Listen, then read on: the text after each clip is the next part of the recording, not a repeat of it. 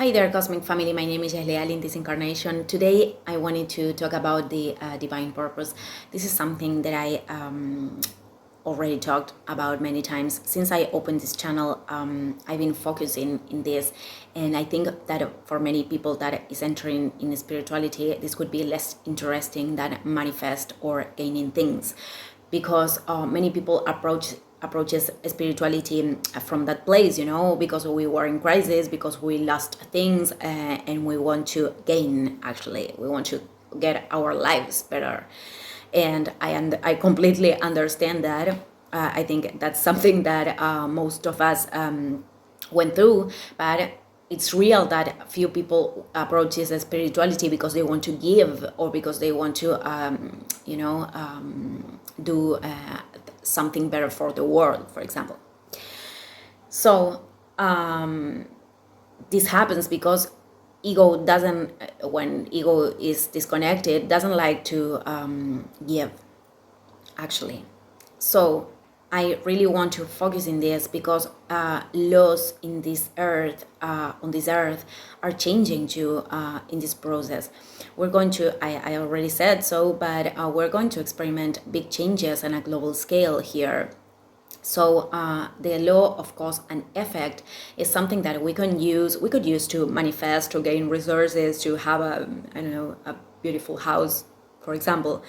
And I'm not saying we don't have to do those things. What I am saying is when the things will be more shaken, all that is connected to the divine purpose will prevail. And this is beyond the human morality. I'm going to put an example of this because I really want to collaborate with this concept. I mean, it's very important that we focus on give and with being at service of spirit, because that is what is going to connect us to the material plane. Here definitely the material things will be aligned with spirit. So if we are turning the main focus to, if the goal is about gaining things, we are distorting our spirituality. That's my perception of this, of course. And I am going to give an example that I heard in a class of Kabbalah. The master said, when you are descending an idea from divine intellect, and you can realize is coming from there because you are feeling enthusiastic, you feel like joy, or you feel like you want to do that, it's something that causes you enthusiasm. So if you start thinking about putting that idea on practice, and what you will do when you earn the money, that the product, for example, I thought about a product that is going to be very helpful for humanity. Let's remember that everything that is aligned to the divine purpose will serve others too. Being at service have to do with doing something that I feel joyful of doing, but that have to serve others too. It's not only about me, that's how many people that are millionaires become millionaires, because they were acting, they were putting products, and we can discuss if they are good or bad people. I put already the example of Bill Gates, for example. We could say that he's not playing the part of the good role character, but he became a millionaire because he offered a product that serves to many people. It's like that. That's how it functions. But I'm saying that things will start to change more in this planet, as long as we are doing this process. So what I am saying, what this master said is that if I am descending that idea, and I'm starting to, I began to think how I will use that money. Or, for example, I have debts with people, and I'm starting to say, okay, when I earn that money, I'm going to pay that people, and I'm going to pay that debts. He said, you don't have to focus in there. You don't have to focus on what you will gain about that entirely, or what you will do with that, because if it's aligned to the divine purpose, for example, if I earn that money and I don't pay my debts, I use it to do another inversion and to create more products for more people, because it's really good for people, it's causing something good and it serves to them. Energetically, could be that it's good for me not to pay that debt. So being at service at the divine purpose goes beyond the human morality. And everybody knows how important it is to be connected to the infinite sustenance, to not have debts, to not expect everything for free, and to give, of course.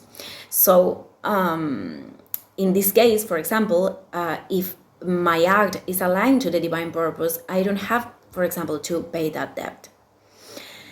And of course, we have to be very honest with ourselves to understand if we are really aligned to the divine purpose, or is something that we are telling to ourselves in order to avoid our responsibility, of course.